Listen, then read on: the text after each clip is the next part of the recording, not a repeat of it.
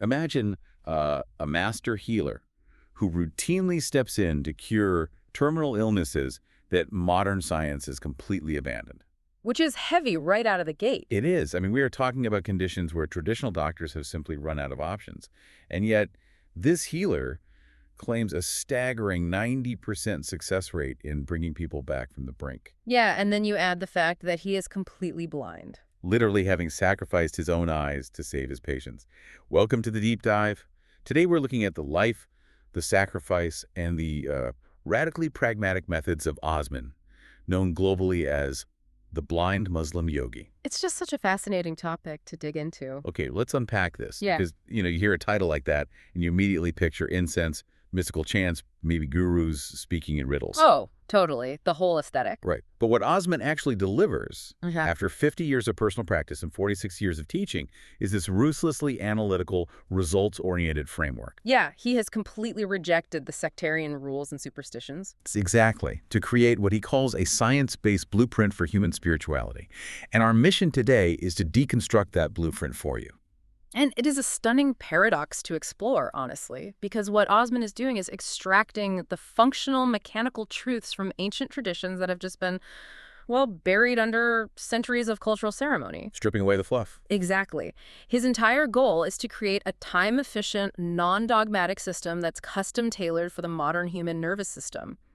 He looks at these esoteric practices and asks a very simple, uncompromising question. Which is? He asks, what is the biological mechanism here, and how can we trigger it safely and efficiently? And to understand how he triggers those mechanisms, we first have to understand his core philosophy on spiritual education. Because he looks at the traditional model, the ashrams, the vows of devotion, the gurus, and he basically burns it to the ground. Yeah, he has no patience for it. None. In so many traditions, the path to any real internal power goes through a gatekeeper. You have to be initiated, you have to show absolute deference. Sometimes literally taking a vow to subjugate your own life force energy to a master. Right. But Osman flatly refuses to be a guru. He outright rejects the disciplic succession. What's fascinating here is the psychological insight behind that refusal. He views that traditional power dynamic not as a spiritual necessity, but as an unnecessary cognitive and energetic burden. Because it creates dependency. Exactly.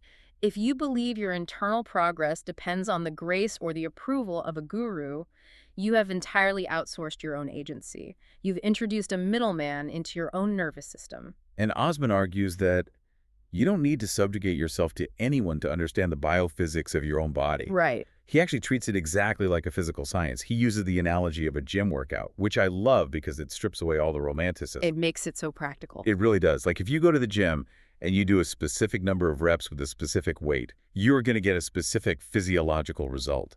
Gravity doesn't care if you're a saint or a sinner. Yeah, your biceps don't care about your moral purity. Exactly. Osman applies this exact same cause and effect logic to spirituality. It doesn't matter what you believe. It strictly matters what you do. So he has taken all of his teachings, over 450 instructional videos, and he gives them away completely for free. Which is pretty rare in that space. It is. I look at it like open source software. Traditional spirituality is often this exclusive walled garden country club where you pay steep dues and learn secret handshakes. But Osman's code is transparent, it's free, and it is focused entirely on you, the end user, getting the result. And we really have to highlight the boundary he draws to make that open source model function. By removing the guru-disciple dynamic, he protects the practitioner, but he also clearly separates his free teachings from his actual profession. Right, his day job, so to speak. Yeah. Osman makes his living as a highly paid, master-level energy healer. That is where he takes on immense, life-threatening personal risk, which we will analyze later. We definitely will. But when it comes to teaching you the mechanics of your own mind and body, how to breathe, how to meditate, how to maintain your spinal conductivity, he explicitly states he has no interest in monetizing your basic human maintenance.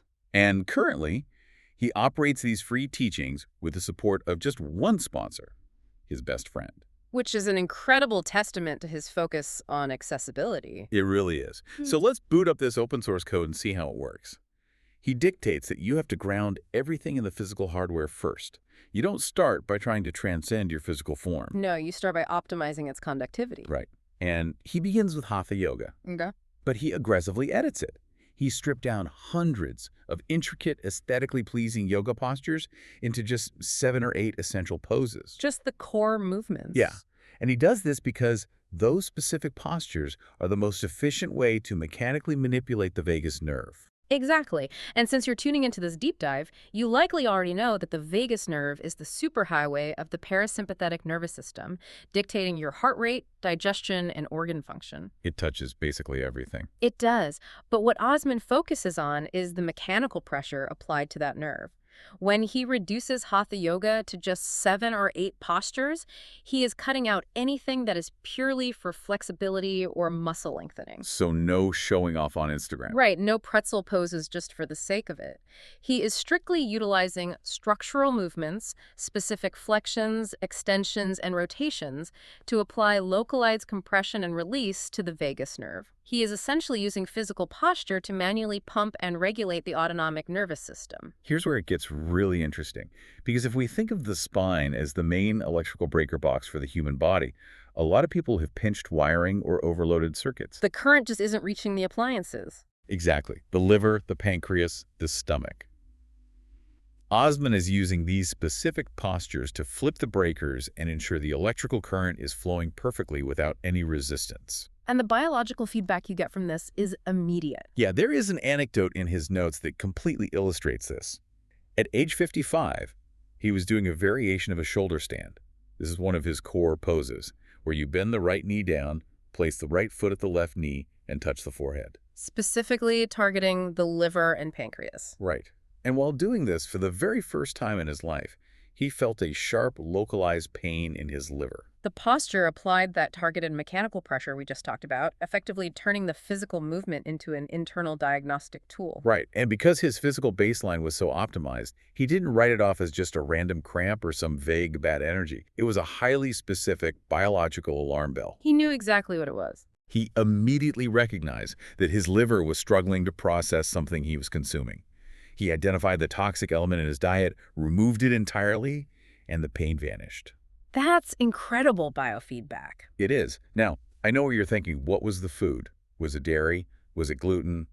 But Osman intentionally doesn't name the specific ingredient in his teachings because the ingredient isn't the point.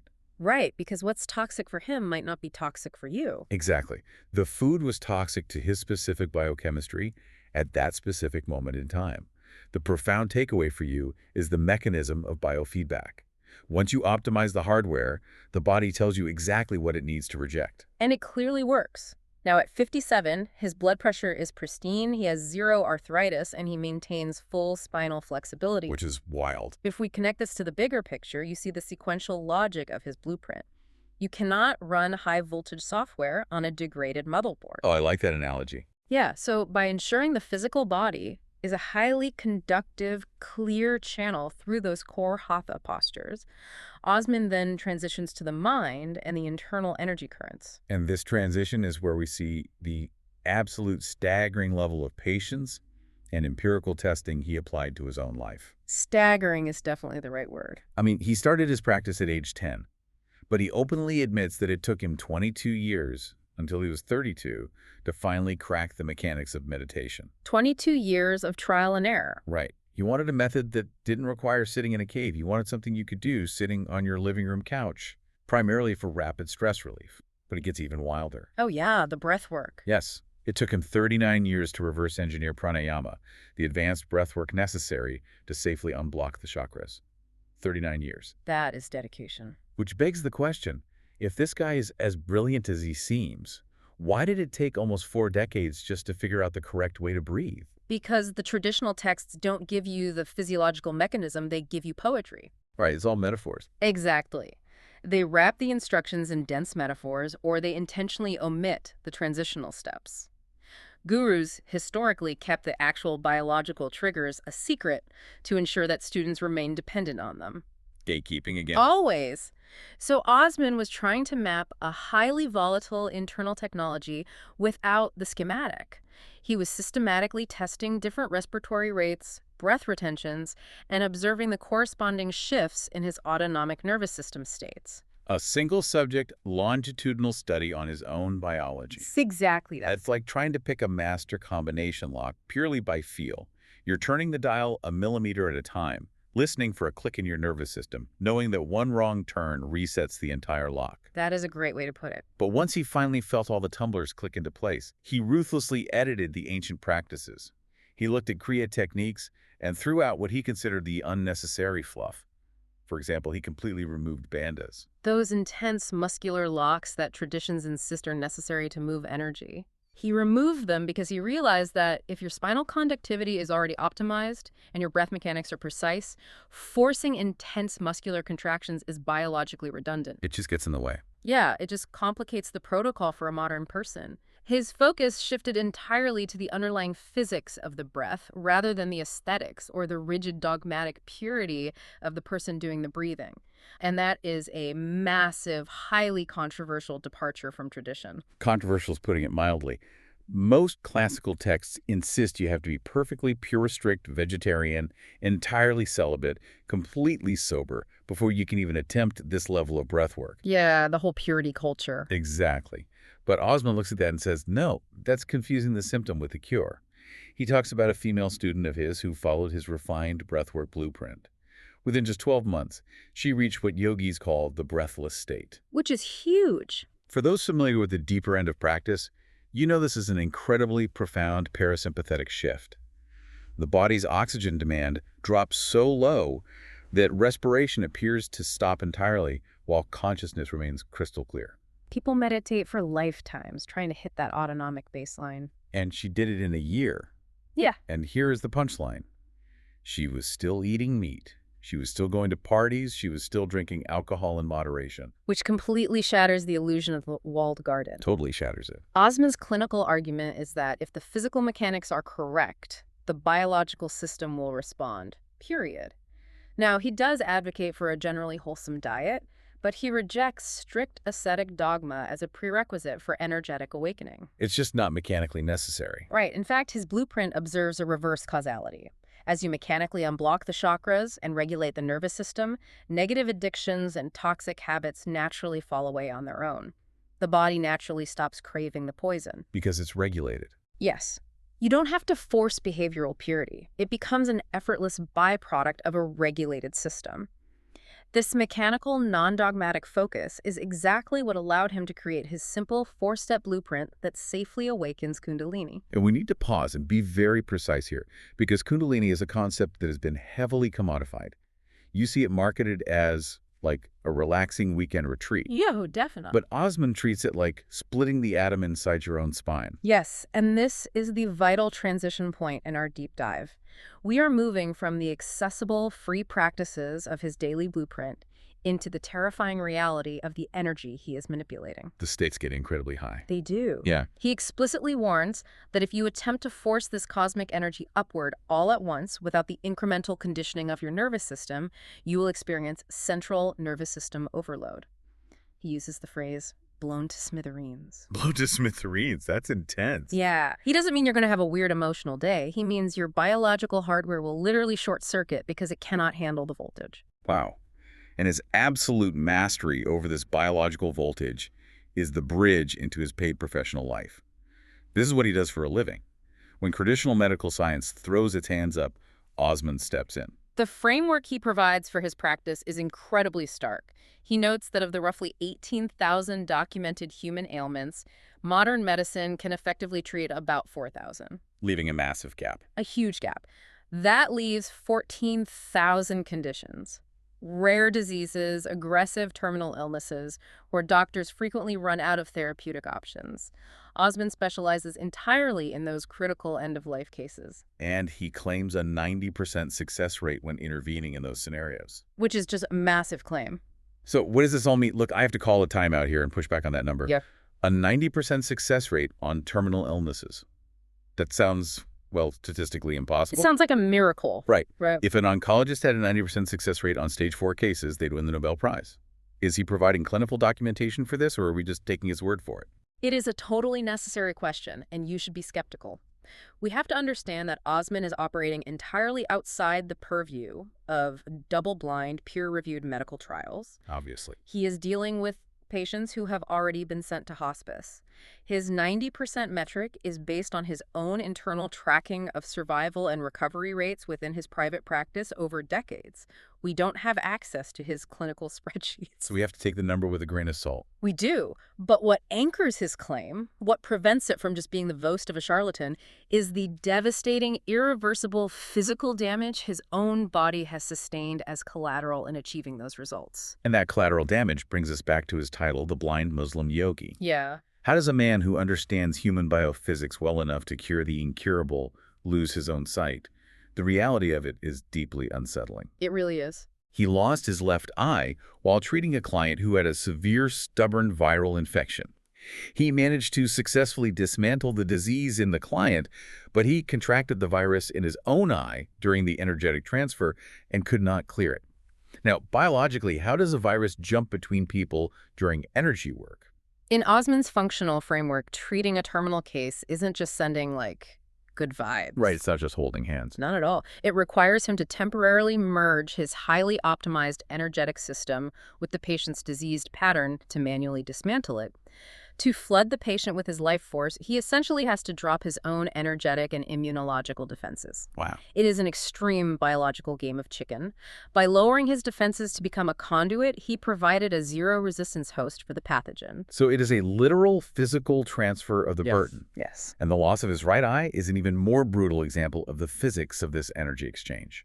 About a year and a half after losing his left eye, he took on 3 critical care patients simultaneously. Which goes against his own rules. It does. He has a strict, unbreakable rule. You never treat more than 1 critical patient at a time because the energetic draw on your own central nervous system is too massive. To treat 3 at once is guaranteeing your own biological collapse. He knew the physics of the equation. He knew the biological hardware could not sustain that level of voltage output. But he broke his own rule because he was trying to save them. The result was that he was left bedridden and violently ill for 2 weeks. He managed to pull 2 of those 3 patients back from the edge. But the cost. But the central nervous system burnout was so catastrophic that he subsequently lost the sight in his right eye. He went completely blind, which leaves us staring at this profound, heartbreaking paradox. Here is a man who has mapped the human energetic anatomy better than almost anyone alive, who routinely sacrifices his own life force to save others, but who cannot cure his own blindness. This raises an important question about the absolute limits of human intervention, and it perfectly validates his scientific, non-magical mindset. Because he doesn't make excuses for it. He doesn't. Osman does not romanticize his blindness. He doesn't claim it's some divine punishment or a mystical blessing. He analyzes it purely mathematically. Right. He acknowledges that his energy manipulation has a 10% failure rate. 10% of those 18,000 illnesses equals 1,800 ailments that his specific biological current simply cannot cure.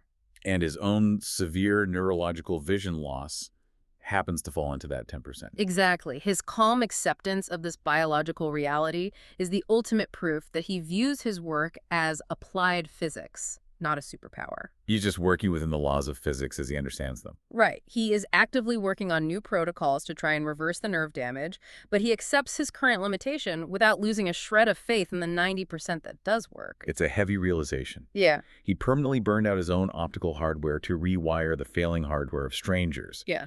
When you understand the sheer danger of what he does professionally, it really puts his free 5-minute daily blueprint into perspective. He did the dangerous, decades-long trial and error so that you don't have to. Exactly. To synthesize all of this for you, we've traced a genuinely remarkable evolution today. We've examined a man who began testing yoga mechanics as a 10-year-old boy. And never stopped. Never. Over half a century, he waded through dense, ancient traditions, actively stripping away the gatekeepers, the intentional obfuscation, and the rigid behavioral dogma to isolate the functional truth of human biophysics. Enduring nearly 40 years of experimentation just to translate the codes of meditation and breathwork into a safe, reliable mechanism. Right. And then he took that hard-won open source code and handed it to the world for free. He built a highly pragmatic blueprint that starts logically with your physical nervous system, optimizing the vagus nerve through targeted compression, and then moves safely into upgrading the software of the mind. He proved unequivocally that you do not need a guru, a vow, or a secret initiation to start optimizing your own physiology. The tools are mechanical, They are accessible, they are governed by cause and effect, and they're right there waiting for you to use them. He effectively democratized access to states of neurological regulation that were previously locked away behind monastery doors, while personally paying the ultimate physical price on the front lines of his professional healing work. It is a legacy of incredible pragmatism and sacrifice. And as we wrap up this deep dive, I want to leave you with a final thought to really chew on. Osman spent 50 years ruthlessly dismantling mystical noise and complicated traditions to find the simple, functional truth of what actually produces a result. The core mechanism. Exactly. So take a hard look at your own life, whether it's in your career trajectory, your daily wellness routine, or even your deeply held personal beliefs. What complicated systems, what exclusive secret knowledge, or what rigid rules are you blindly following right now that might just need a simple pragmatic deconstruction? Sometimes the most enlightened, powerful question you can ask of any system is simply, what is the mechanism and does it actually work? Until next time, keep questioning the mechanics of your world. Catch you on the next deep dive.